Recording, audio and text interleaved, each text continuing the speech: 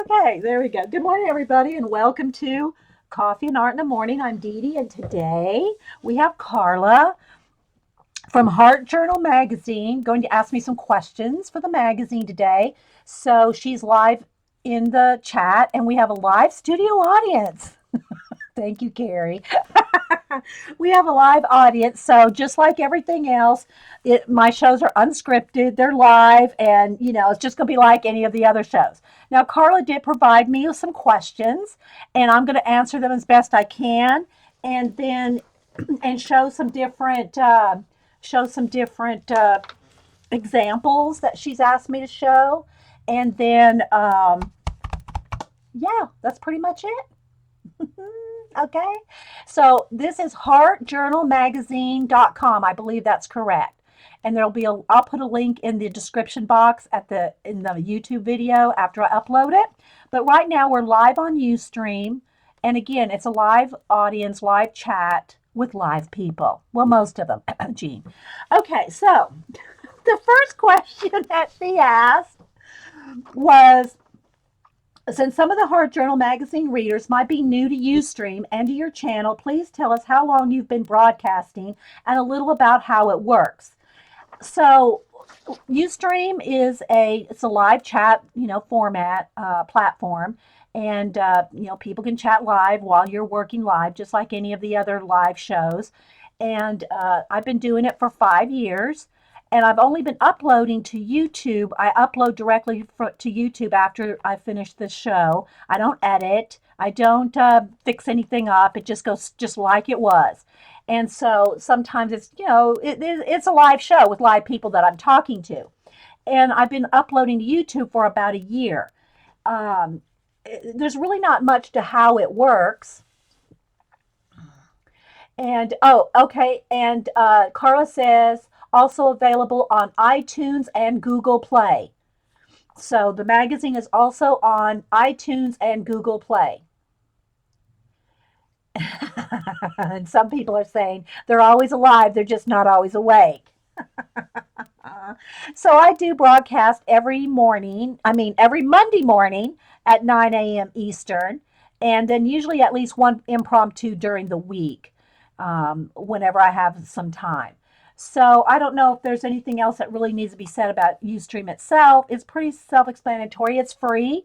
Anybody can come in, just sign in, get a password and a name, and you're in. And you can chat with everybody that's here. And that's pretty much, it's pretty easy. I think anybody that's been in any kind of a chat platform knows that that's just kind of how it works. Okay, so the next question is, and if you have any more questions about anything specific, Carla, just type them in caps and I'll address that. The next question she has is, please tell us a little bit about your art journey. She said, I think I heard you say you used to be a professional calligrapher, and I also do portraits. And yes, I used to do calligraphy. I used to be in all kinds of calligraphy guilds, and I've traveled, a lot because I was raised in the military. I married the military, so we move a lot. So as far as my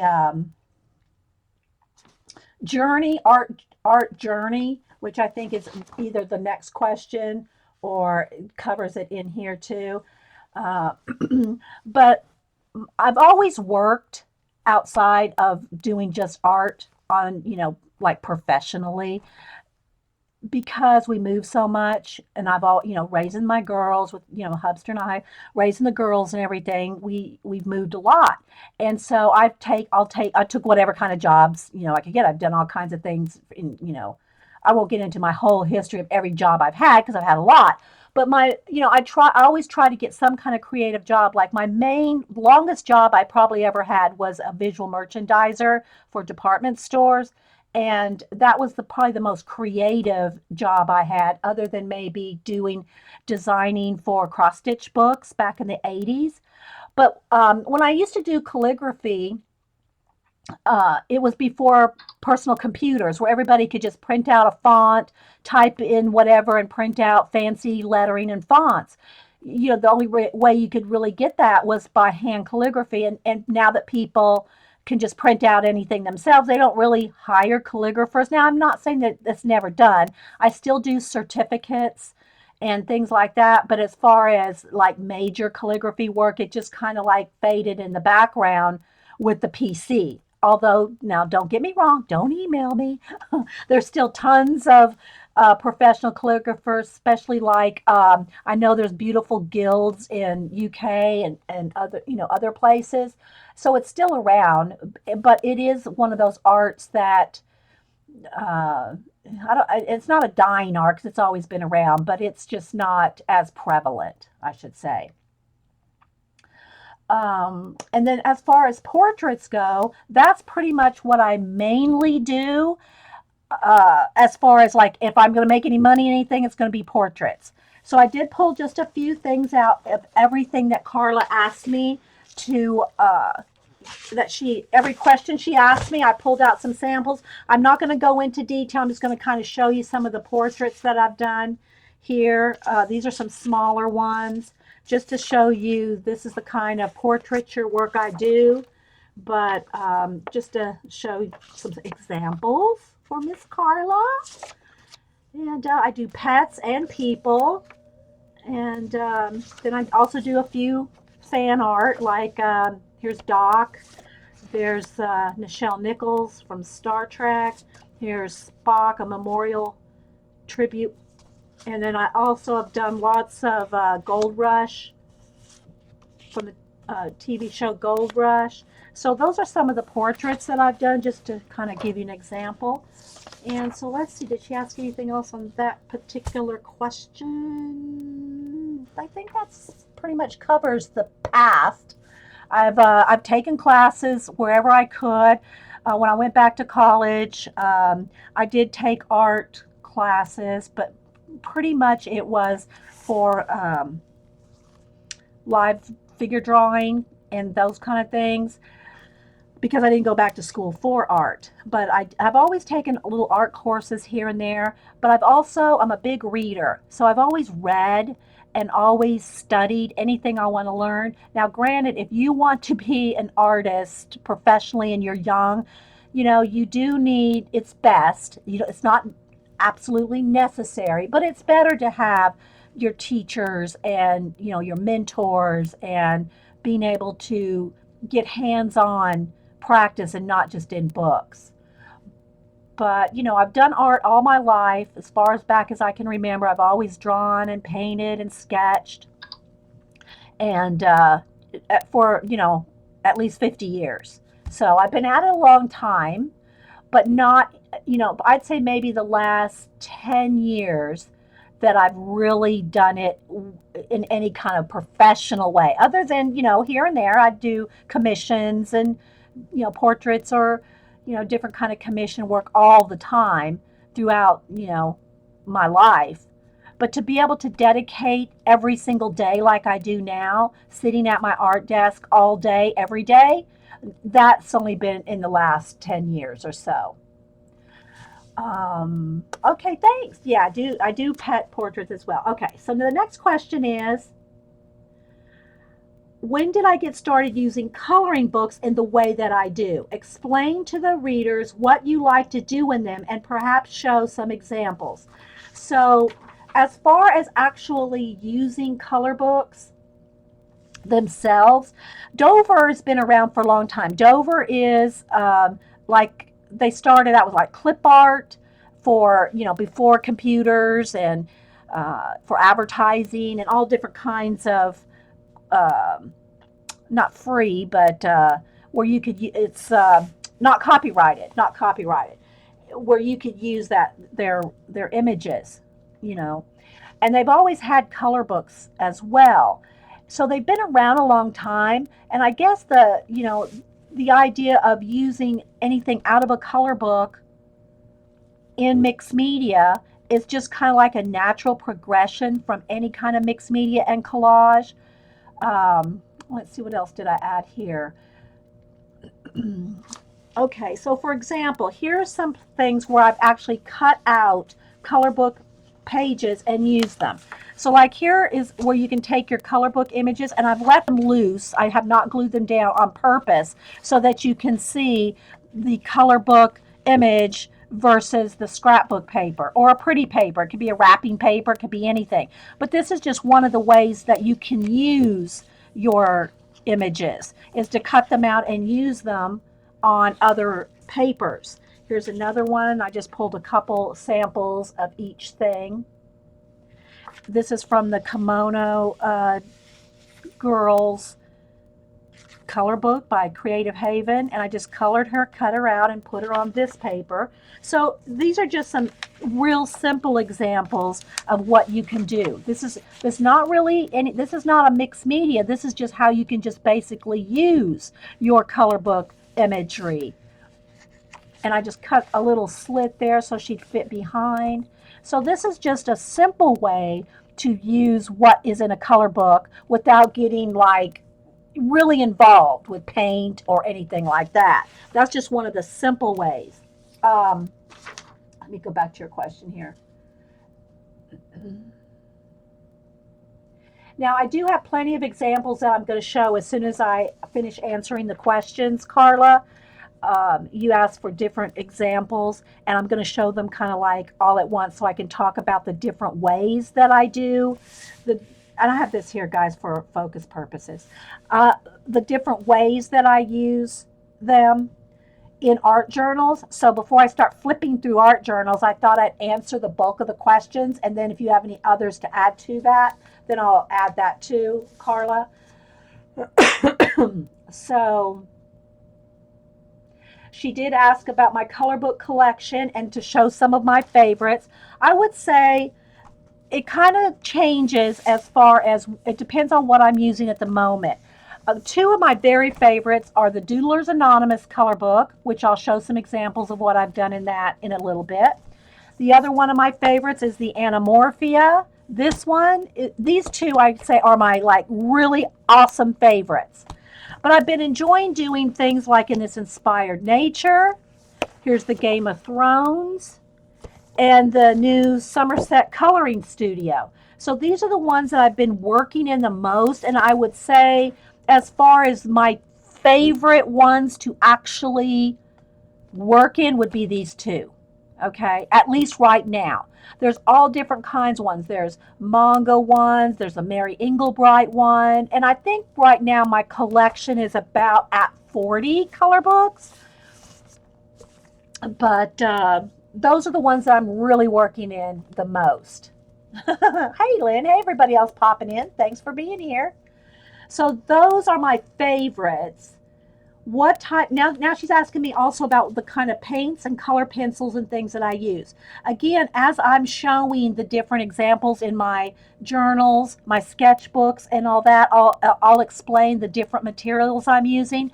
But I would say the things that I use the most are acrylic paints, and I use like just these Americana craft paints, either full strength or watered down as background washes. Or like a black background, I'll use a full strength black background. The reason I like to put washes of acrylic paint over especially large areas in my color book pages or even in art journal is that you can go over them with color pencil where it will really it gives it like a tooth and a background. You want the Somerset Studio. And I'm just looking at the live chat while I'm trying to answer. And I also like Neo Color 2. Let me pull that out here just so you can see what it looks like. I like the Caran d'Ache Neo Color 2 water soluble. It has to be Neo Color 2 water soluble. The Neo Color 1s are not water soluble. And so again, as a background wash, which I will show you in the examples of where I use these or where I used acrylic paint and then where I use color pencil as I show my examples to you guys. But that's my main supply. Now, when I go those and Prismacolor pencils, I do use other color pencils as well, but I'm just always use Prismacolor since I can remember. And I do like the creaminess and the softness of them. That's just my preference. I do enjoy a lot of the other color pencils too, but as far as the bulk of my work, like in my portraits, that's what I use, Prismacolor. The other thing that I'm very picky about is when I'm doing art journal pages, which I'll show you some here in just a minute. When I'm doing art journal pages, I always use golden matte medium to glue everything down for a couple reasons. One is it does not make the pages stick together. I know there's things that you can do to make your pages not stick together, different techniques, waxing, baby powder, all kinds of things. I just don't like to be bothered with that if I don't have to. And golden just is smooth, it's creamy, I love it. So it's the golden matte medium. It's not the gel, it's not the thick stuff, it's the liquidy matte medium. That's my favorite. But there's other things you can use. I mean, it's not cheap. I realize that. And there for a long time, I was, anytime I showed a haul video, the haul video was a bottle of golden matte medium. And then in my journals, in this one, it depends on what kind of journal. Again, I'm going to talk about the different kinds of journals I have. But in this particular one, I did varnish the pages as I've finished them. Now, this book is not done, and it's just one of the Dilutions journals. And I'm working in two of these, but I have been trying to varnish them as I'm done. Now, the varnish that I use is Delta Ceram Coat Indoor Outdoor Gloss Varnish. Let me show you that. This is the stuff that I use when I'm varnishing. Whether I'm varnishing an art journal page or whether I'm varnishing my little mixed media collage cards that I do. I'll flip through these here in a minute. But that's the varnish that I use. It doesn't stick the pages. And I just like it. It's like $10 a bottle. You can use coupons, get it for 5 or 6, but you don't need a lot. It goes a long, long way. Like just the size of a nickel on one of these will cover that. So it doesn't take a lot. Now, if you're varnishing in a big book like this, I would recommend using one of the cheap foam brushes because the cheap foam brushes won't leave brush marks. When I'm doing the little art cards like this, I just take my finger and smear it out. But it doesn't leave brush marks. It's just nice and smooth. Yeah, so that's the kind of varnish that I use. It's Delta Ceram Coat Gloss Exterior Interior. And you can get it at Michael's and Hobby Lobby and, well, probably any craft store. So those are my main supplies. Then she asked, do you have tons of art journals going at once? If so, how do you like to organize them? And yes, I do have a lot going on at the same time. And the way that I organize them, I'll just leave this here because it keeps the light focused. I've got shelves and shelves of them, and I've done art room tours so everybody can see how many I have.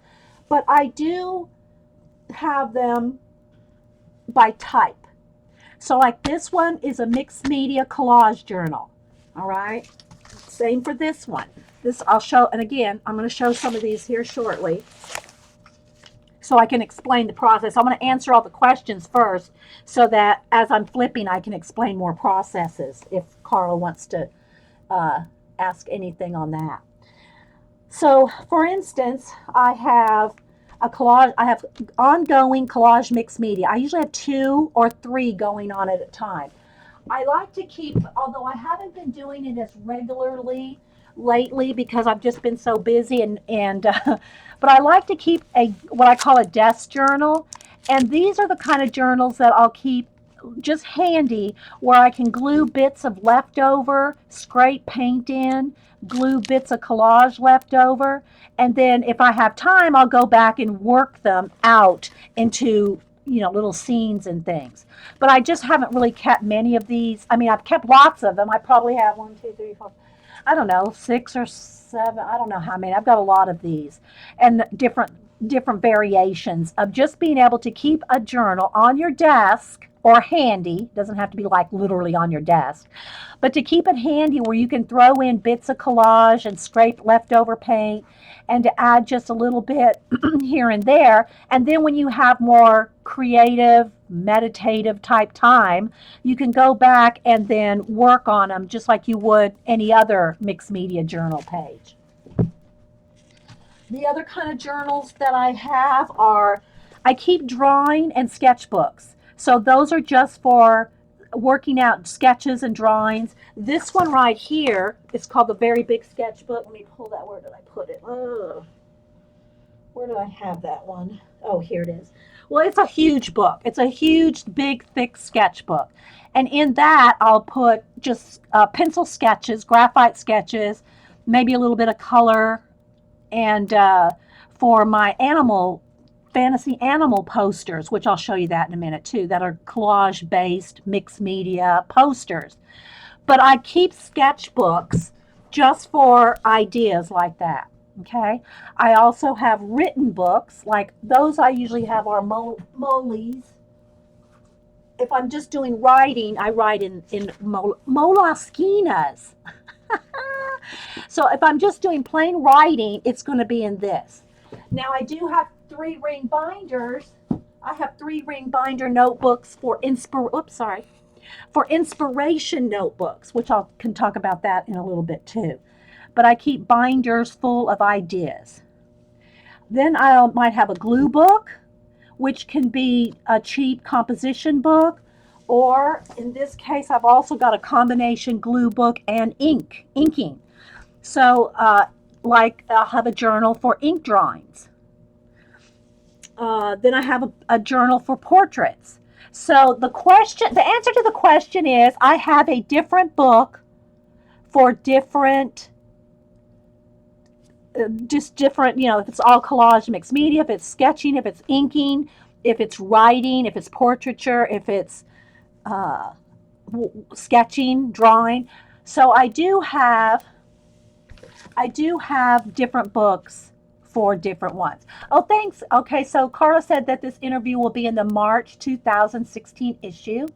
And if y'all want to find it, I will put a direct link in my description box. It's heartjournalmagazine.com. Okay.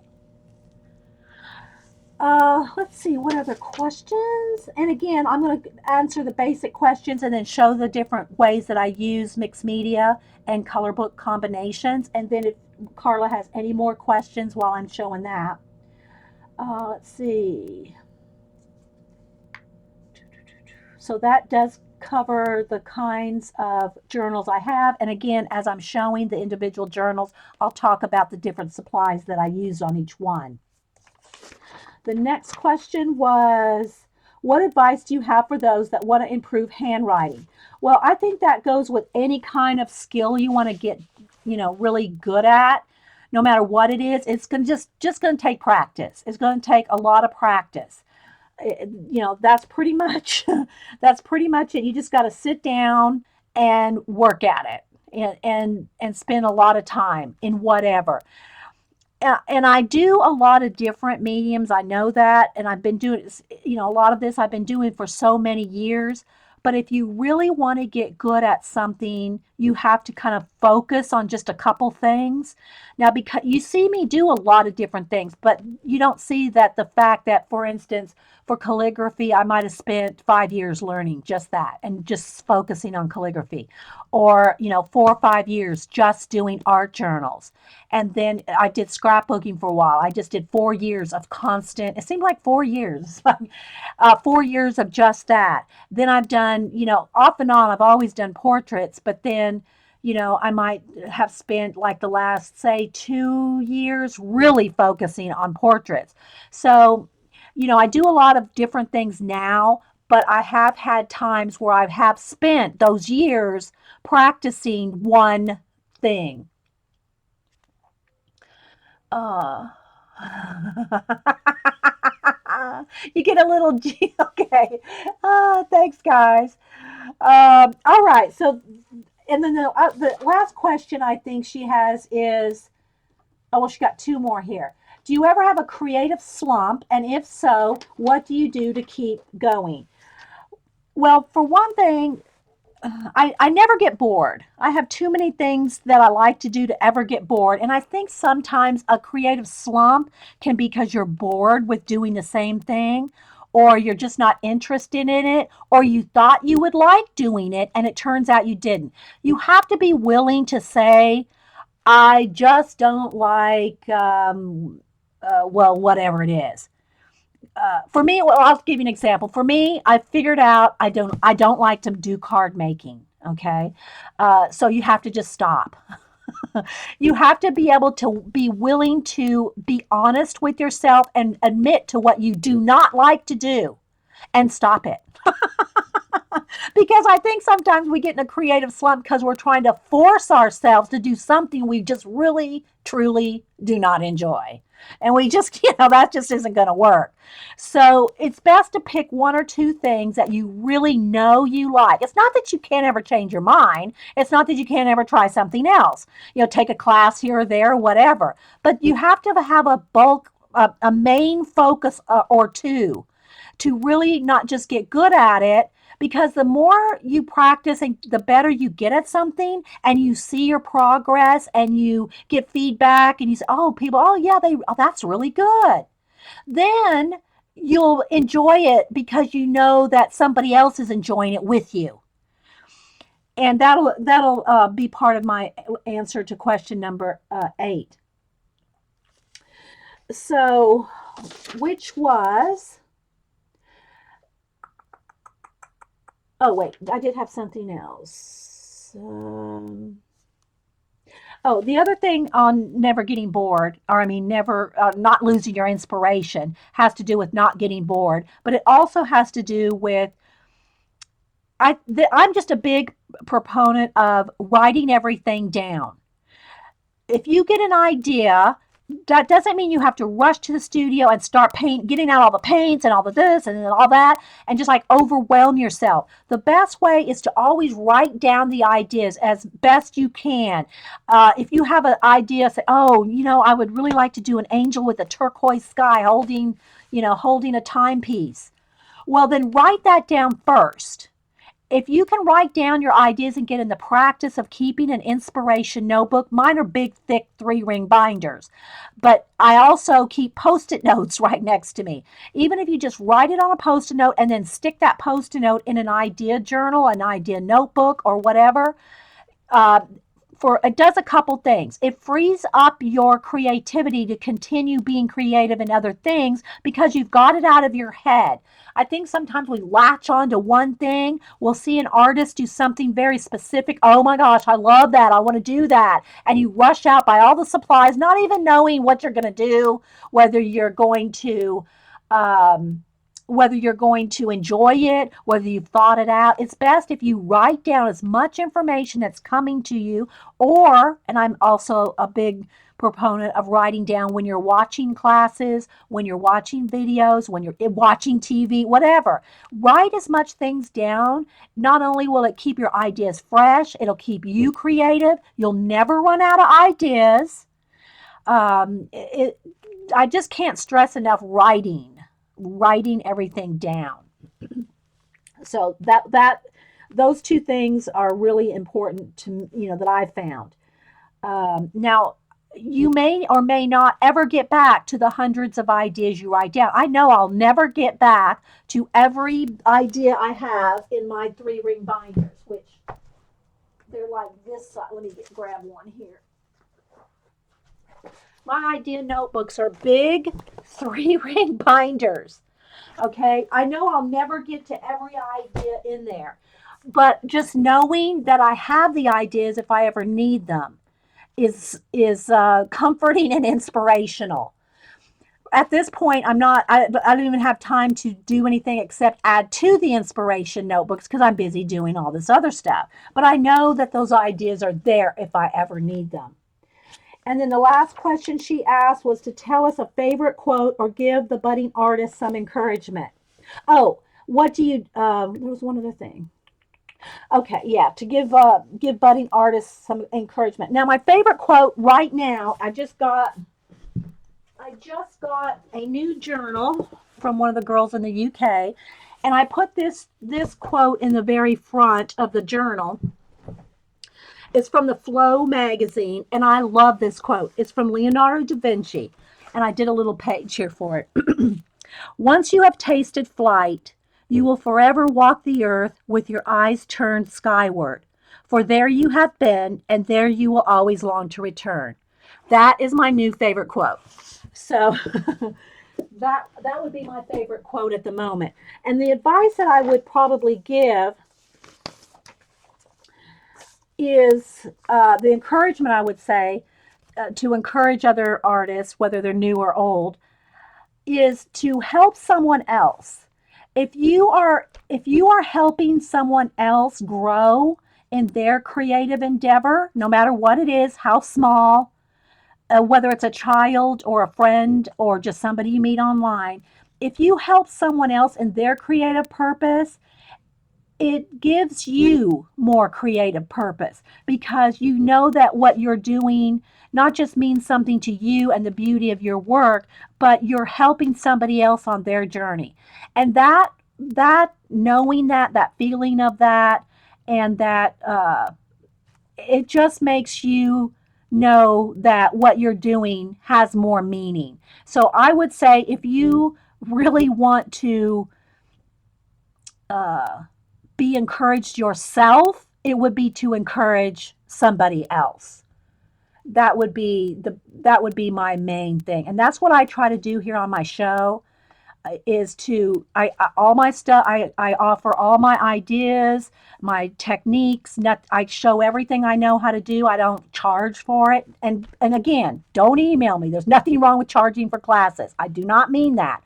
And I always have to qualify that with, there's nothing wrong with charging for classes. That's, people will pay, to have the time to get inspiration. But for me, one of the joys for me in my art is the giving. And so that's just part of what I do. But again, please do not think there's anything wrong with charging for classes or your techniques or anything like that. Just I wanted to make sure that that's clarified. Hey, Packer Die, anybody else popping in? The other advice I would say is don't limit what you do. Like if you're a mixed media artist, which probably most of the people that are watching this, listening to this, are mixed media artists. Don't limit yourself to just the journal. So I'm going to show you some different other things that I've done and do with mixed media that you can take your art journal pages and take them out of the book and use them for other things. So I think that if Carla doesn't have any more questions, I'm going to go ahead and take a sip of coffee here and show some of the ways I use mixed media, some of the techniques I have, what I do with it, and yeah, any other questions that she might ask me. So I guess the main way that I really started doing mixed media was with collage. And it's paint, it's collage, it's varnishing, it's a lot of different things that I started in doing mixed media journals. Now these two right here are my most current, but I have shelves and shelves of journals. I also never feel bad about deconstructing a journal, especially if it's just like a spiral bound. I'll take the book apart. I will put book rings, just plain. Let me get one here for an example.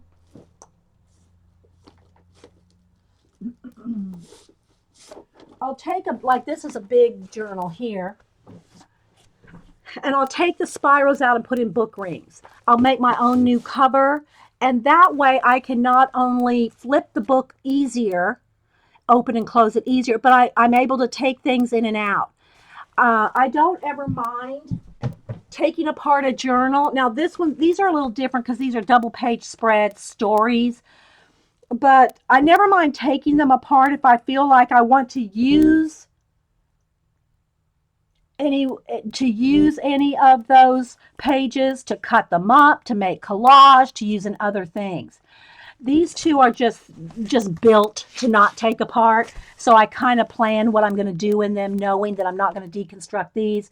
But other than these two, and maybe a couple others like this freestyle really big notebook here, things like that, I don't really tear apart. But if I found something that I really loved in any journal, I have no problem just taking it right out. I don't. I'm not you. Here's my saying: you're the boss of your art. You're the boss of your color book. You're the boss of your art journal. You can do whatever you want. Just because somebody else doesn't do it that way doesn't mean you can't just rip something out and use it in another project. So I'm just going to do a quick flip here. These are some of the pages that I have finished. Again, what this is in the background is acrylic paint, collaging, gel pen. And when I say acrylic paint, I always mean just cheap craft paint. Unless I'm doing a full-on painting, which I have one example out here to show you where I've used like heavy body acrylic paint. Otherwise, when I say I use acrylic paint, it's just cheap craft paint. My favorite brand, personal favorite brand, is Americana, but whatever, whatever. I just like Americana. I like the consistency, the quality of it, and I like the colors. And then after I've collaged, and again, I could probably show you some examples here.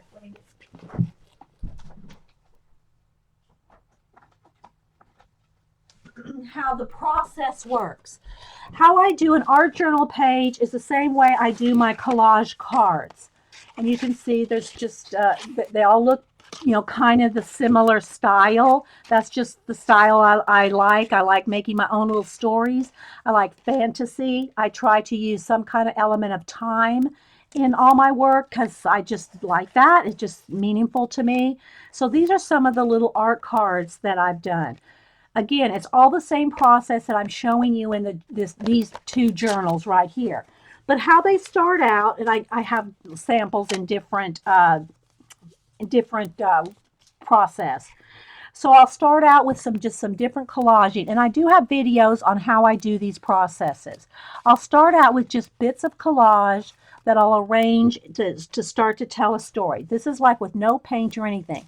It's just different little bits of collage that I'll throw down on some cards or in a journal.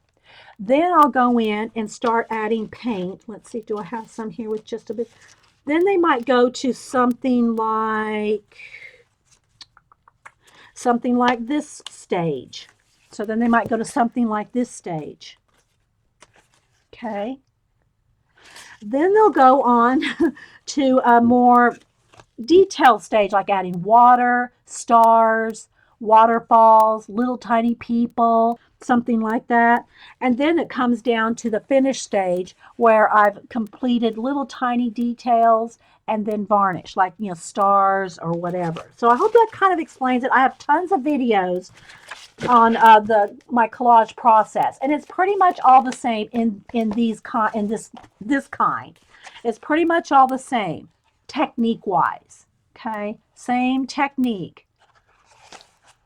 It's collage, paint, and then detail. Adding clouds and fog and water and caves and people or whatever. And then finally, if you see the pages that are varnished are completed. If they're not varnished, I may not or may not think they're finished yet. So this is just some of that particular technique. Okay, so you can just kind of see. I'm just doing a quick flip here. I've done multiple flips and showing of all these kind of pages in videos. So again, you can see how I've added just bits of collage. I had my own waterfall, stars, water, clouds, whatever, little caves, or I'm just doing a quick one here. So that's this one. So from there, this one is another one in progress, but here's where I started adding more color book pages too. Color book elements, I should say, not pages, but color book elements. So it's the same thing. It's the same thing, but then I'll add bits of color book imagery along with my regular way of doing collage that I just explained. But then I'll add, this is one of my fantasy animal things there. I will add whatever. Okay, so here's an example of a page kind of started and working in. So I started this whole book by just using some dilutions, spray inks with stencils for the background. Okay, then I added some collage elements. So in this book, I started with some ink in the background rather than just the plain white background. But it's basically the same thing after that. It's adding collage, and then color book pages or painted elements or anything else on top. So if you have any questions, Carla, or ask, go ahead and ask. And so, like, she is out of, well, she's out of a book. I'm trying to find the exact color book. This one doesn't have color book page stuff on. Okay, here's a good example.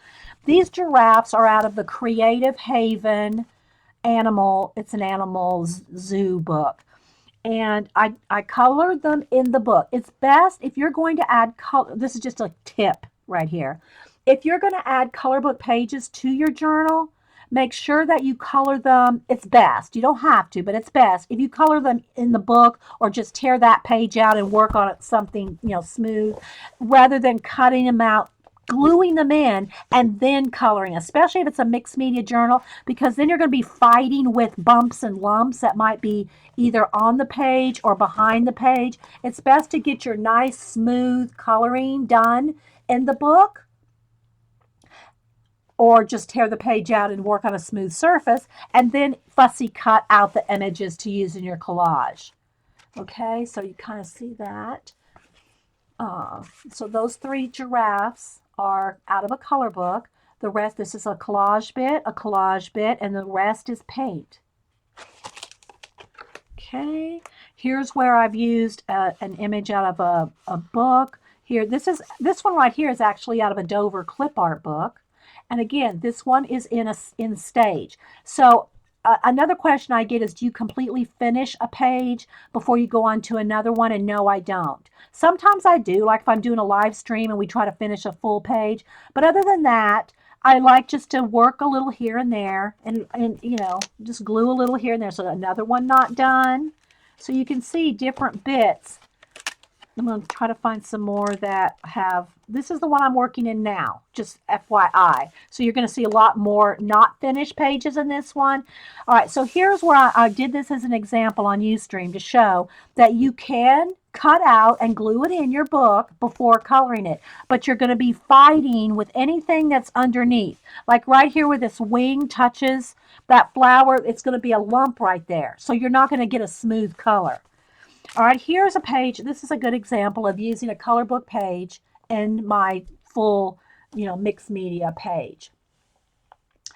Yes, I use color pencils mostly, but on big areas, and I'll show that too, Carla, on big areas like in the Anamorphia book, I'm going to show that in a second, I'll use washes of acrylic paint and then color pencil on top, okay? Whether it's a wash of the acrylic or whether it's a wash of Neocolor water soluble. One other thing to be aware of in your art journals or any kind of thing you're doing, if you use any kind of water soluble media like Neocolors, watercolor, I'll use kids watercolors, just to show that you can. Whatever kind of water, anything that's water soluble that can move, you don't want to varnish that unless you seal it. And I just don't go to the trouble to seal things, spray fixative, but you can't just start throwing on varnish over watercolor stuff because it'll move. So you'll see these pages are not varnished in this book because I have used Neocolors and water soluble stuff. You don't want to varnish that because it will move. Okay? So these little girls here, these 3 little fairies, are out of the fairy color book, the Fairyland color book. And I colored them separately in the book, then fussy cut them out and put them in my already started mixed media page. And then after I glued them in, I did go back over the top with a little bit of clouds and things like that with some acrylic paint. But again, you have to be aware of when you add anything wet on top of wet, you have to be careful that you're not moving it around. But acrylic paint like this, it'll go over anything. Acrylic paint will go over anything. Okay, this one's not done. I'm just going to do kind of a flip and show you where I've added. Okay, so here, she's cut out of the Fairyland. Again, this is a page in process, although I really just like it like this, okay, with just sprays of Dylusion ink. but I do love this right here, so I'm going to somehow incorporate those together. Again, this book is in process, okay?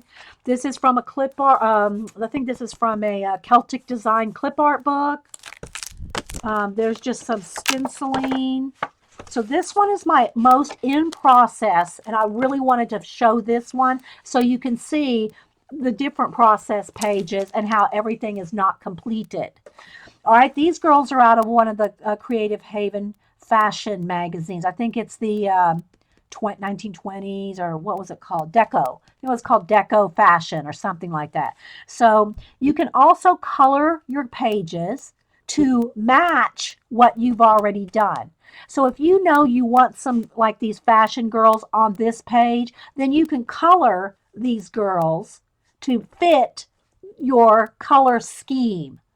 Okay, so there's always that too. Same for this one. This one, I think, if I remember correctly, I did color her to fit these colors. So I colored her, then fussy cut her out, and then just kind of doodled around her. And so you can see that. Okay. All right, these are in process. This is out of the Angel coloring book. Again, not finished. All right, this is out of the steampunk color book.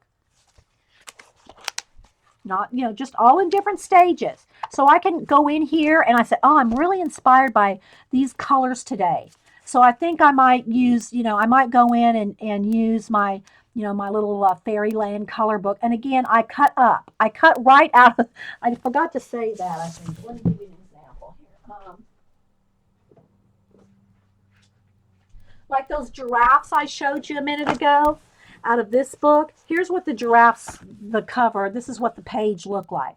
I cut them out, fussy cut them out, and moved them wherever I wanted. Let me show you that page again. So you are the boss of your color book. So just because they're laid out like this in the color book doesn't mean you have to keep it that way. So I colored them what color I wanted, and then cut them out and added my own waterfalls and clouds and everything else to them. I also cut out directly out of these books. So you can see here's one that I'm cutting up right here. I'll color and whatever, and then I'll just cut them right out of the book. Now, that being said, I do not cut up like my Anamorphia. I'm not cutting up my Doodlers Anonymous, things like that. So certain books I may or may not cut out. But if I'm going to use them in my journals, I will just cut them right out. I'll specifically use books that I know I'm cutting up, like the Fairyland, the Animals, and some of the different ones that I've been talking about. So I just cut them right out of the book. Again, this one's out of the steampunk. So what I did is I colored this page, fussy cut it out, did my whole art journal page pretty much as except for some of the top clouds and things like that. Then I glued this in, and then I went over it. You can see here where I added water and some smoke and some different things around it and incorporated that into it. The Hobby Lobby has the steampunk. It has all the Creative Havens. Hobby Lobby has most all the Creative Havens. Okay, where do you get all your collage elements beside the coloring book parts? Some are magazines, but mostly I gotta say, and my bookstore does not like me, but I'll go to clearance. I'll get clearance books like a $50 book that might be on clearance for $3. I also use calendar pages. This is the time of year to buy calendars for 50% or cheaper at your bookstore. And again, these are they're I'm not selling these. I'm not they're just for me. They're in my book. So, I don't feel bad about cutting up books and bits and use them in my collage. But that, you can get just whatever, old books, library sales. I don't really use a lot of fashion magazines. I keep a couple fashion magazines around, but what I like the fashion magazines for, and I do have, the only one I think I have at the moment is this Vogue one. But for me, I don't even really use the people very much. What I like are the patterns. Like this. I would use that for something. I could see a moth wing right there. I could see a moth wing right there. Um, the different patterns, these kind of things, jewelry elements, things that are more the patterns than the people. That's the kind of stuff I like in fashion magazines because they have so many cool patterns in them. That's the kind of stuff I'm more apt to use in collage rather than the actual people themselves. All right, so let me just kind of flip through this one real quick. This one I'm really inspired to finish. This is like I want to really work on that one. Now here's a girl out of, I think this is out of a book on, I forget the book, but this was out of a clearance book. The birds are like good, you can find good birds in calendars. This is another steampunk girl out of the Creative Haven steampunk book. And so you can see what I've done with that page there. This is just some stencils. And you can see different bits are all different layers and different stages of being finished. This one, the only thing out of a color book are the fish. So this again was out of that nature animal one, the one that the giraffes were in. So I colored all the little clownfish and cut them out. And then as I was working, this was just a leftover bit of stencil that I could see like a fish aquarium house. So I just started playing with it. Oh. So, but these are the stages that you'll find my books in. Here's one of the girls. I did a live show on this one. This one is a process video. And she's out of the floral fashion, the Creative Haven floral fashions. And all the girls are like dressed in flowers and leaves. So I specifically matched these together. I wanted her to kind of almost fade into this distance there. I'm trying to make sure I don't miss any questions from Carla. Again, Carla's interviewing me for the, where's my copy? Where's my cover? Okay, where did I put my cover? Where's my Carla cover? I have the cover of the magazine printed out. Where is it? Here we go. So this is her magazine, Heart Journal magazine, and this was the Color Book Fall 2015 issue, and it had 25 unique artists, 40 different color book pages, but it's not just color book pages. There's all other kinds of things in there. I did print out a couple out of this particular issue just to kind of show you some of the things in this issue.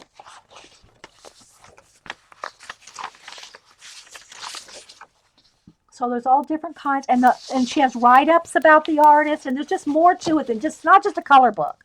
Believe me, it's a mixed media. It's a mixed media magazine. So that was just the color book issue. Okay, I don't see any questions. Let me continue flipping real quick. So I think that's pretty much everything. I have any kind of finished pages in this one. Again, you can see that's a work in progress. So I'm just going to kind of show you some of the different journals. I also will use color book pages and magazine bits, and this is, I would call maybe and I've not worked very much in it. I like the idea of where I'm going with it. You're going to see the reflection of my camera and everything in there, but let's tilt it a little this way. You can get these on Amazon. They're called Freestyle Really Big Notebooks. What I like about these is the pages are all numbered, and you have an index where you can make your own table of contents, your own index. This one I'm using for bits of color book page. It's kind of like a glue book, color book, pen and ink book. It's kind of a combination of all three. So you can see where I've used different. This is from a color book, but I've also, let me get past the index, but I'll also use it to do a little bit of pen and ink work, some stamps, some magazine images where I'll add my own. This is kind of like, this is the glue book part, But what I'll do is I'll take the glue book part and then I'll add my own touch to it. And this happens just to have different bits of magazine. This is a color book page.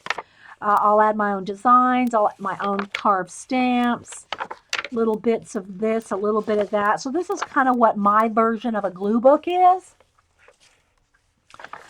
where I'll color, ink, draw, and add color book pages and stuff as well. So for instance, if you found some, like, let me get that nature book.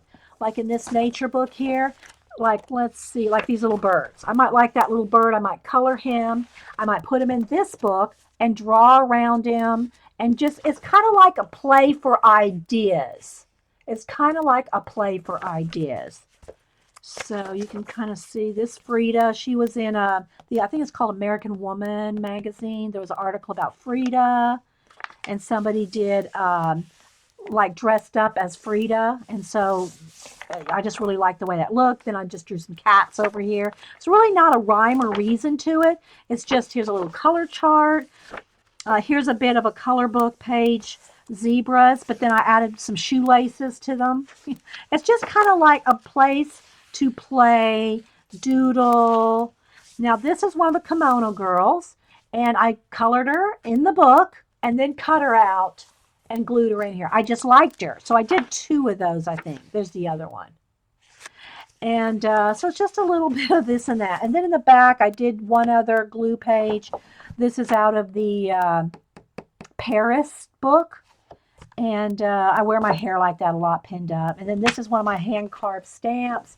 So I just kind of like the idea of having, you know, myself. I just kind of put my idea of myself coming and going.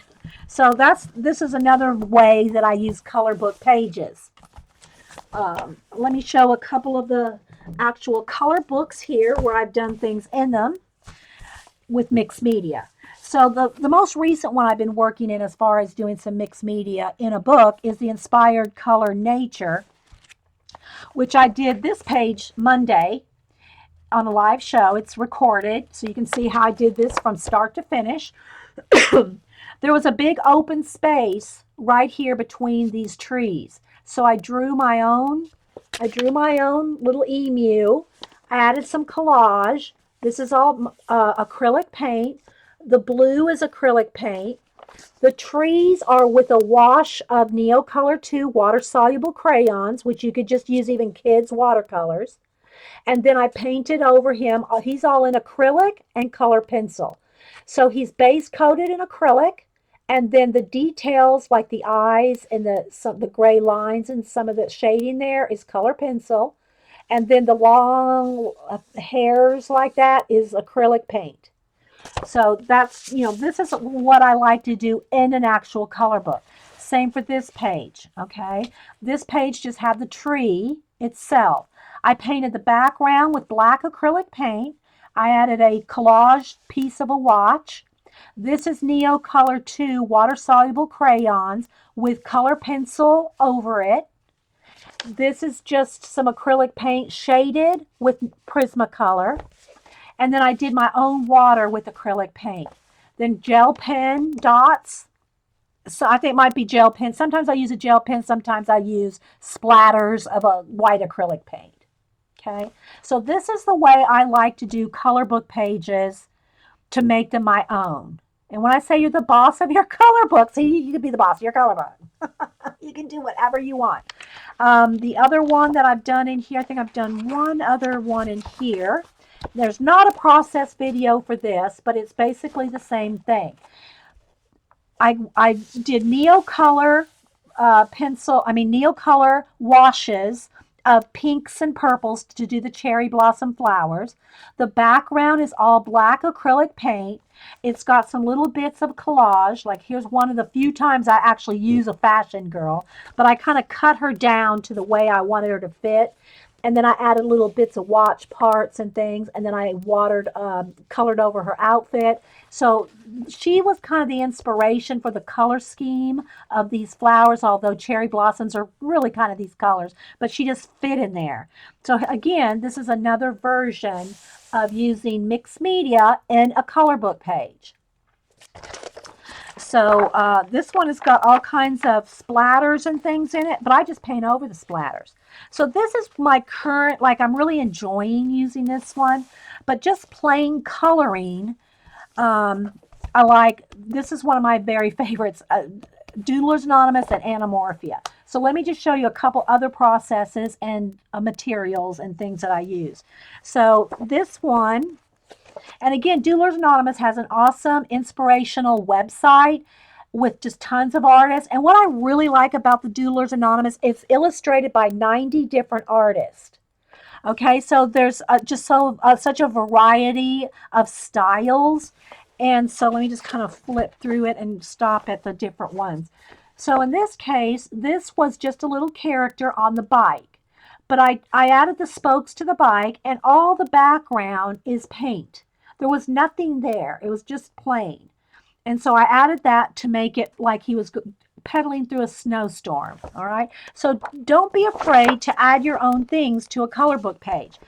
So like this one here, this little guy has this little helmet on and he's working on it himself. Well, I added my own touches like the antenna, the shoelaces, the polka dots. Don't be afraid to add your own things. Even if you're not doing full-on mixed media with collage and paint or anything like that, you can still add your own touches of doodling. Okay. Um, this one has a process video as well. All this was just white around here. I added the waves myself with acrylic paint. I drew in the little lantern to make it like plausible that there was light around her because I wanted that light from behind her. So I drew in my own little lantern. I drew in my own little stars, around the stars. So don't be afraid to add anything you want in your color book pages. It doesn't have to be full on collage, full on mixed media. You can just add little touches. Like here I just added some watered down acrylic to make it look like a storm. Added some little hair to him, made the monster hairier, little things like that, just to make it your own. Okay, just to make it your own. Okay, here's another example. This is a good example for if you have a lot of plain space, like not a lot of detail, like in clothing. All the clothing here, I added all my own sweater, designs. I added my own designs in my own little designs in the trees. And how I did this one I did washes of color, shaded with pencil, and then with just plain old kids markers, just these, let me just grab a handful, with these kids super tip Crayola markers.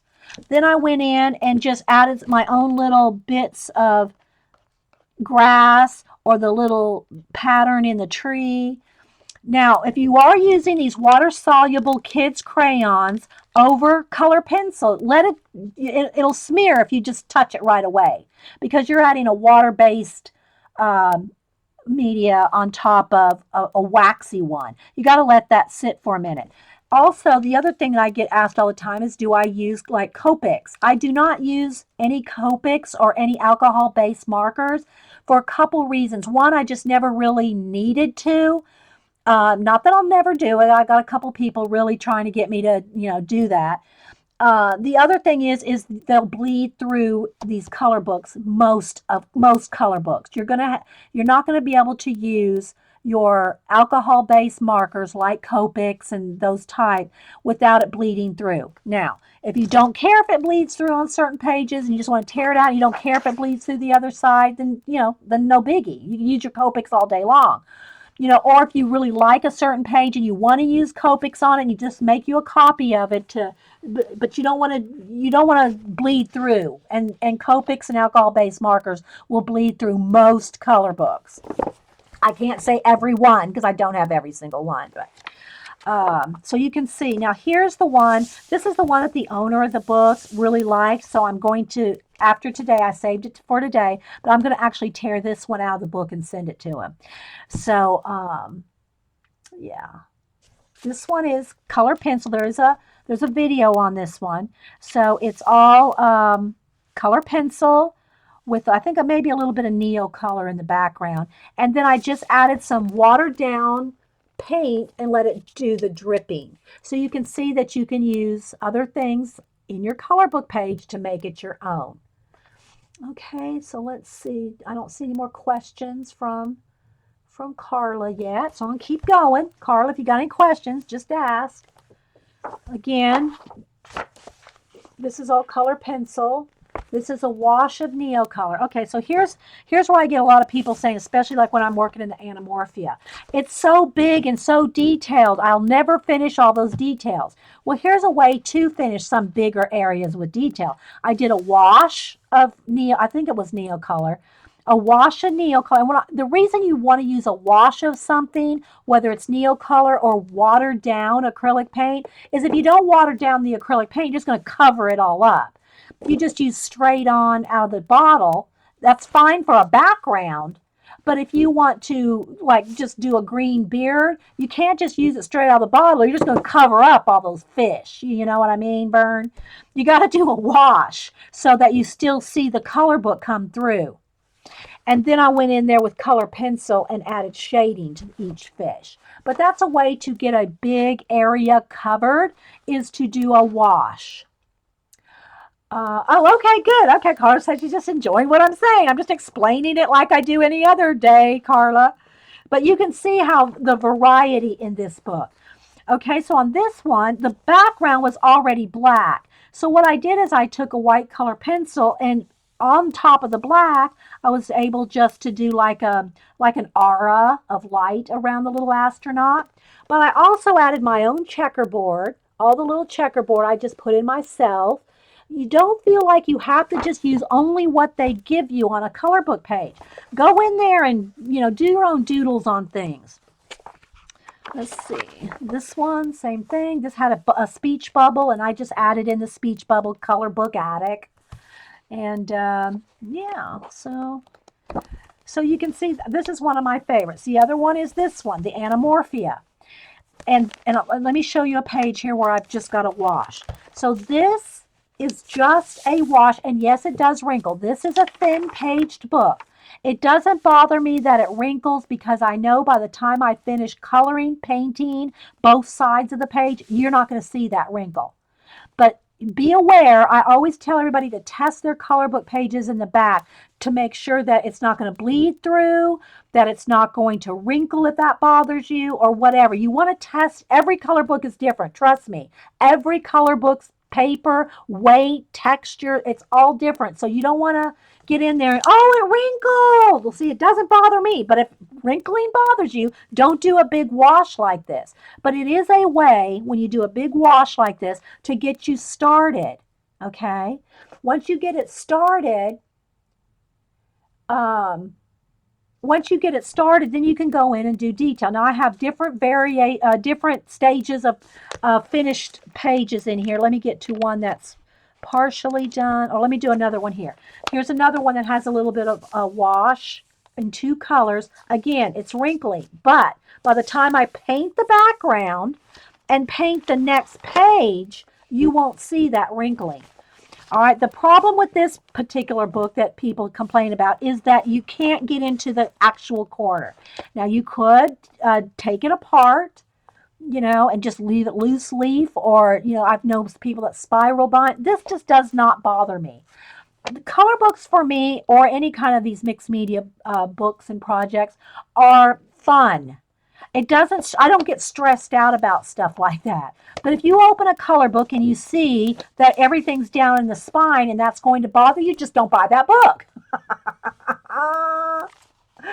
Oh, yeah, thanks, guys. Yeah, there are videos for many, many, many of these. All right, before I show you the finished ones, I want to show you again. Here's another one where I've just got a wash of watered down acrylic paint. Again, if you use it full strength out of the bottle, you're going to cover up all those dots. Or you want to use a Neocolor 2 or even a kid's watercolor set. Keep your water to the minimum if you can. You don't want to just get it sopping wet where the whole page is going to curl up in a ball. Use a little common sense. But, okay, so let me show you the one that I was working on last. Here's the one I worked on last time. So here's where you can see the difference between where it's just got the wash on it and where you add the color pencil on top. So here's color pencil shading. Here's without. So you can kind of see where you head. Okay, here's Here's some with color pencil shading all around the eye. This is kind of what it looks like without. Again, look how it's watercolor looking. That I like that look. Okay, it gives it a little bit more depth. And then here's where I've shaded in with the color pencil. So let me show you a couple pages that are finished. All right, so here is a completed double page spread. The background is paint. I think it's midnight blue. I did a wash of color, blue, and a wash of a light orange. The rest is color pencil, except for the splots. The splots are some splattered white paint. You could use a gel pen too, because if you splatter, you want to make sure and cover up where you might not want any splatters. In this case, I like the splatters on the fins, but if you do splatter paint, you want to cover up any areas you don't want splatter paint, or just use a gel pen on the acrylic. So then you can see the shading in detail there. But it started out as just a wash, which covers a big area. And when those big areas are covered with color, you're more apt to get in there and do the details. And it doesn't take near as long either. Okay. Here's another one. There's the owls. So again, it's paint, washes of paint or neocolor, maybe a little bit of both. And then all the details are shaded in with color pencil. And I use Prismacolor. Okay, so you just kind of get an idea of the shading. Okay, I think there's one more. Okay, so here's the iguanas. And this is paint, yellow paint, black paint, washes. See, this can be full on strength because I'm not worried about covering up something. So it doesn't have to be a wash. Same for the black. It can just be solid black paint. Okay. And then washes on the areas that you don't want to cover up all the detail. Okay, so there we go. So that's in the, that's the one, again, that where it's partially done. So that's the Anamorphia. This one and this two, I enjoy. I enjoy coloring in these two, using base, some washes of acrylic or neocolor. This one I'm enjoying doing mixed media with the, a little bit of drawing, a little bit of paint, a little bit of this, a little bit of that. This is fun for that. There's more detailed ones like this one's the Game of Thrones. I've only done a couple pages in process like this one. So here's another way mixed media can come into play. All right. I colored her outfit, but the designs in black I went over with just one of the kids' markers. Okay. Again, you have to make sure that if you're going over water, these are just water based. They're not even water color markers. They're just water based kids cheap Crayola markers, a pack of 50 for under $10. Okay. But if you're going over a waxy area, then you have to make sure that, for one, you don't want it so waxy buildup. You don't want 20 layers of wax color pencil that this will never dry on. If you're kind of worried about that, then what I would do is the wash. Do a wash of paint, then go in there with your kids' markers, and you can do the little designs and make them stand out. In this case, I also added stickles, glitter. So to the snow, let's see if I can, there, look at her hood. Let's see if I can grab, see, there. So I added stickles glitter to the snow and to her fox hood right there. There you go, you can see it, to give it glitter. Now I'm not done with the background here, and I'm not done with the wolf. I'm only done with her and the snow, okay? But I just wanted you to see how you can add stickles to make it look like twinkly snow. So you can add other things to your color book pages that you would use in any of your mixed media. Don't be afraid. It's just a color book. I'm telling you, it's just a color book. Okay, so let's see. I got a couple partially done ones. All right, here's another example of just the basic wash. This is a neo color, and when I use my neo colors, most of the time, let me get a green here. Most of the time, I won't color and then add the water.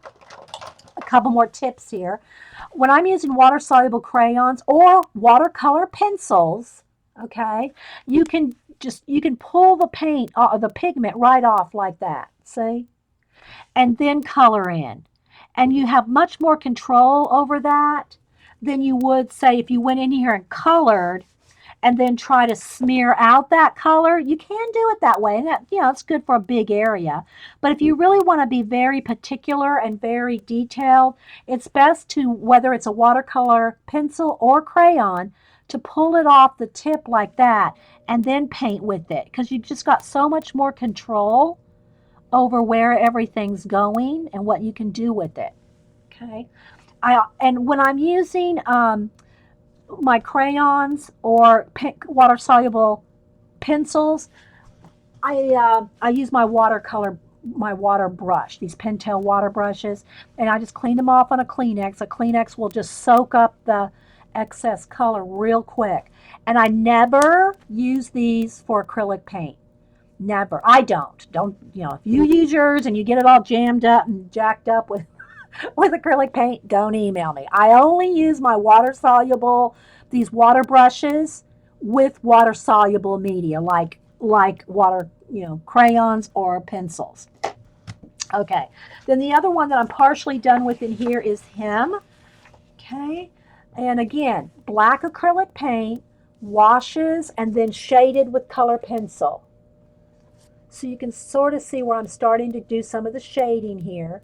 And this one's very, very detailed. This is going to be very time consuming if I want to, color individual flowers. But like here's one with the wash, just the wash. So then what I'll do, let me just see if I can grab just a random pencil here. Then what I'll do is I'll go in there and start right over the top and just start blending like that. See? For me, it makes the process very much more soothing and enjoyable when I've already got a base coat of color. Then I can just start shading it in, see? It's just, for me, I enjoy that better. And your color pencils go really well over acrylic washes. Okay? Or the watercolor, either one. Okay? So you can just go in there and do a little bit of shading on top, and you don't have to do every little inch of it. You can just go in there and do the shading, and that's it.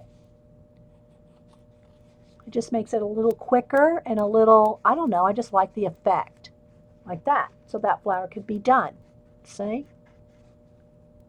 It's real quick when you have a wash. So those are a few of my favorite ones. Again, this one is the new Somerset Studio coloring book. And I've only done one page in here. So let me show you that. This one has a lot of examples and things too. Here's the one page that I've done in here. And it, again, is got watercolor, it's got acrylic paint washes, and I think some Neocolor washes too. Then it has acrylic paint, color pencil, Prismacolor pencil, shaded in, and then I just did a wild drippage down the front of it to make it look like it was all in water. I took some white acrylic paint and just went right over to make it kind of look wet. Okay. So, and then I splattered some paint. But you just can't be afraid to play and just go over. Take a couple of pages that you say, I'm going to purposefully ruin these pages, and see what ideas you get. Tear them out of the book if it intimidates you to have them in the book. But another tip let me give you is to always put something behind your pages, not only to protect the next page from any kind of paint, but also if you're coloring and digging into a page, especially a thinner paged book, you don't want to indent the next page. It's just always best to have a nice big piece of cardstock behind whatever you're working on. Okay. So there's that. All right, let me look around here and see what else. Oh, okay. As far as mixed media, let me show you a couple other things you can do with your mixed media. without it just being in the journal. Again, you can do art cards like I showed you these. You could even turn these art cards into greeting cards if you like doing cards, or make a card maker. Make you a card. Let me find a larger one here. Make you an art card and then just have this glued onto a regular greeting card and turn it into a greeting card. I make these for giveaways and for my Ustream viewers. And so that's the purpose of my little art cards. The other thing that I wanted to show you were my big fantasy animal mixed media collage animals. And these I do, they're poster size. So for instance, here's one. Here's one where I drew the animal. I added a collage bit of a clock. There's another little bit of a clock there. And there's a little bit of school of fish right under him. And I glued that on. I painted him, drew him and painted him, and then added all the mixed media painting around him. So this is another way that I use my mixed media collage. It's the same process as that's in the journals, but just bigger, okay? Same thing here. This just smaller. All right, here's this one's everyone loves this. This is my hump day camel, and since today's Wednesday, this is this is my hump day camel. Here's my red panda. It's kind of like a red panda slash fox animal. And again, so you can see where I'll add a little bit of collage, but then I'll make it my own. So there might have just been this little tiny bit of collage there, and then I paint in the rest. This is a bit of a clock, and then I hand painted all the little gears to make them kind of look steampunky, but still have fur. Add all the paint. This is scraped paint, splattered paint, and of course the animals are all hand painted. And I do have videos on where I've painted them all, done their eyes and all that. So but these are poster size. Here's a giant one. I call this one my peace sloth, and everybody loves this one too. It's a sloth, but he's a hippie. Got a guitar thing going on here. It's got paint and scrape paint and all kinds of things in the sky. I used my own hand. While I was painting this. Did jeans with all kinds of embroidery. There's this cloth. So the flowers are collage bits. This is a little bit of collage bit. The flowers are collage bit. And then the rest is all painted. And the faces are done with color pencil. Like I put I'll base coat an animal out, and then I go in there with color pencil and draw in the faces. So this is another way to use your mixed media. Big. My point of showing you this is to do it big. Get a poster size, even those kids' posters you get at the grocery store, and just do a big piece. Then the last thing I think I'm going to show you, unless Carla has any more questions, is another way to use. So here is one same kind of thing, my mixed media collage. Okay, it's on just cardstock, a collage bird, a bit of a watch part. This is the outside edge of a watch part, then added in the paint. But what you can do, and this is more work, okay? But if you want to turn your mixed media collage pieces into paintings, okay? This is a painting that I did based off of this. This is all paint, no collage. It's all acrylic, and this is more the heavy-bodied professional acrylic. And this is really the only time I use the artist grade professional acrylic paints. Everything else, like doing this, it's all just craft paint.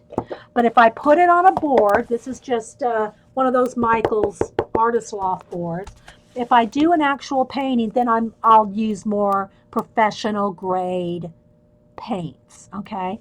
But what I did is I just took this would be like considered my sketch, and then I painted my own painting based on that collage. I changed up this had some branches there. I turned it into more of a fire. So you can see that you can use your mixed media collage, or just mix whatever you're doing in your art journal mixed media wise. Take that, sketch it out on a board. It does take more time. this does take time. I'm not going to lie. This doesn't just happen in one, in quick, like, I can do this kind of thing in, an hour or two. This is going to take, maybe some days, depending on how proficient you are with acrylic paint. But this is just another idea of what you can do with your mixed media collage. Okay? So, and it doesn't have to be this big either. You could take a small one, you could take a small small collage like this and a small canvas board and play with it. But believe it or not, it might even take longer to do something small because you got to get there. You're in there with a tiny brush and it's really tedious. This is bigger. You have more, it doesn't take, you don't have to get there so tediously. So anyway, so those are some of the ways that I use my mixed media and color book pages. And I'm looking around, I'm thinking that that's probably all the examples that I have pulled out and everything that I do in the mixed media / color book world. Let me get something here to focus on for my camera to pull there we go. So does anybody have any questions? Carla or anybody have any more questions on this? Took about an hour and a half, so that wasn't too bad. And yeah. And I know there's a little bit of a chat delay, so I'm just going to wait here a second and see.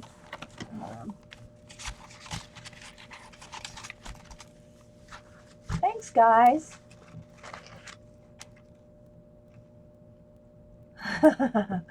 Thanks, guys, for the little claps.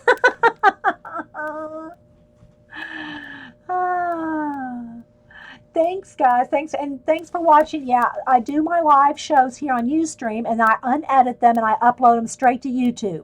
So I know that not everybody can be live, especially 9 o'clock on a Monday morning. So I do upload them, and I do appreciate all the comments and everything everybody says over on YouTube as well. A question: Do you ever before and after take? I'm not sure that question. GBC. Before and after. Yeah, I do use some before and after, and I do a lot of step outs too. I'll photograph step outs, especially like portraits. People like to see the steps in my portrait work, so I do photograph steps along the way. You want to see some pens, markers, and stuff I use? Okay, I'm waiting for, I can do that.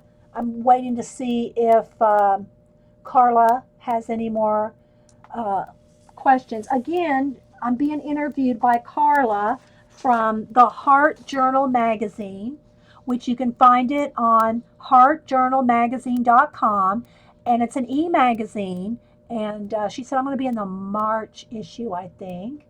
Oh, well, you're welcome. You're welcome. So I hope everybody enjoyed that. I can talk a little bit about what I use. I think I kind of did.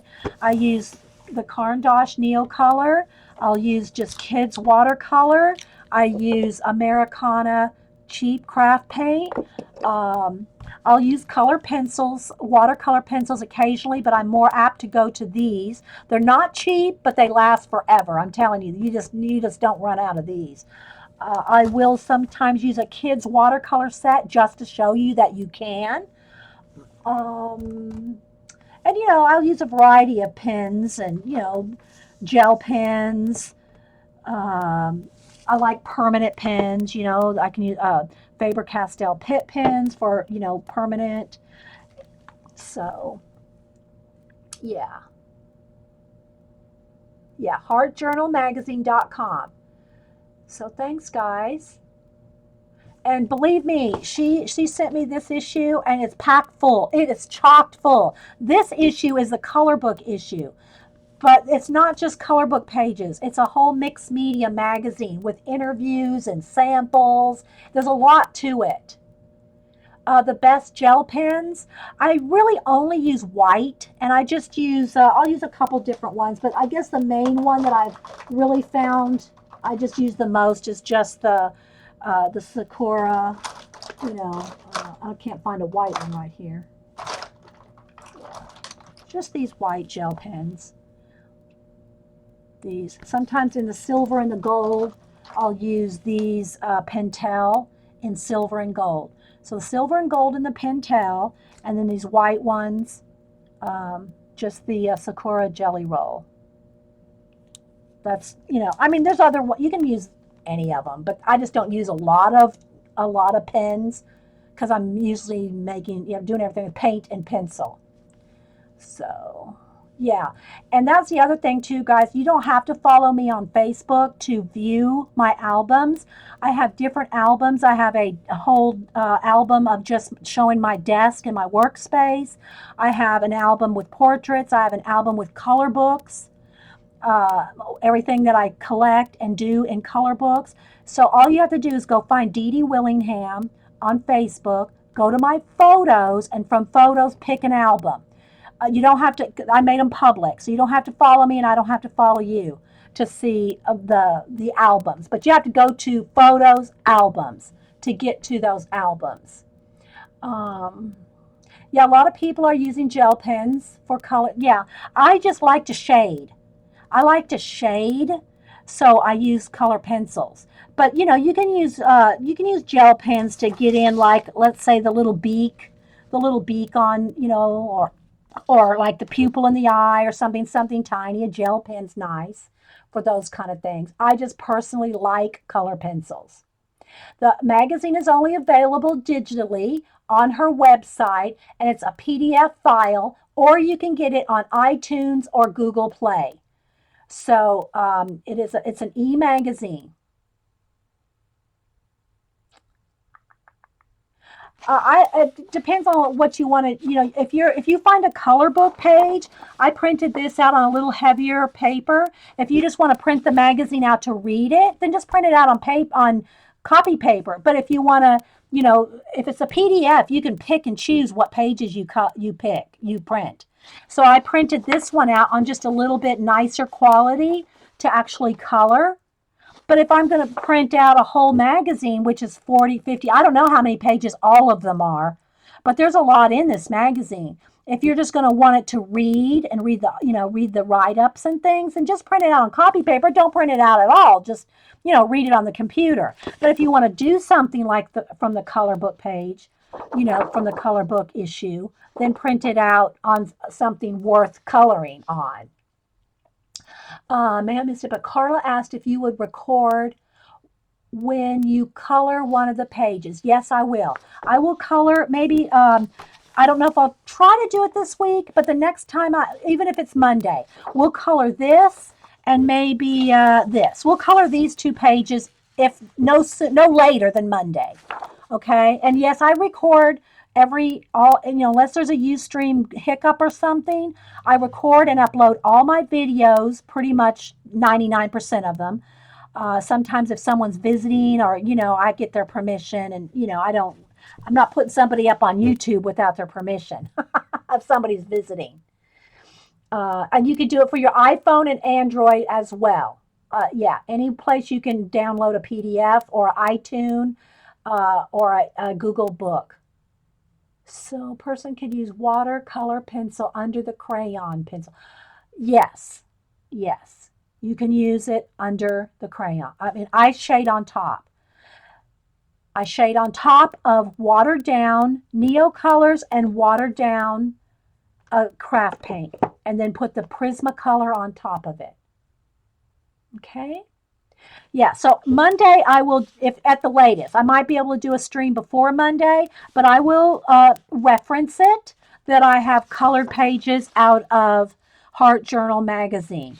So yeah, and this I will also go ahead and do a banner with this right here on this video, and I will also put a link to a direct link in the description box. So yeah, Monday or sooner, we'll color these two pages. Okay. All right, guys. Well, thanks for being here. Thanks so much, Carla, for interviewing me, and everybody else for being here. And if anybody doesn't have any more questions, I think we'll go ahead and stop this recording.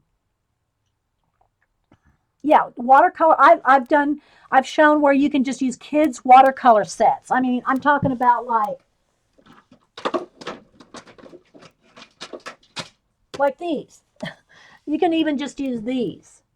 Just a kid's watercolor set. Now, granted, they're not going to be as vibrant unless you use less water and more, paint, but you can do that as well. Just be aware that depending on the paper, if how much water you use, it can wrinkle, like I showed you in the anamorphia, which doesn't bother me, but it could, might bother you. All right, guys, it is a fun group here. And thanks everybody for being here and at my Coffee and Art in the Morning. Again, I'm Dee Dee. I stream every Monday at 9 a.m. Eastern. I upload all my videos to YouTube, at least for the past year I have. I've been streaming for 5 years, and we have a great group here, mostly ladies. A few guys come visit us every now and then. All right, guys. Thanks so much. Thank you again, Carla. And if you have any more questions, just message me, Carla. Or if you need pictures of these finished, I'll color these and finish them. And you can, if you need them for the magazine, I'll have those for you as well. Okay? Thanks, guys. Bye bye.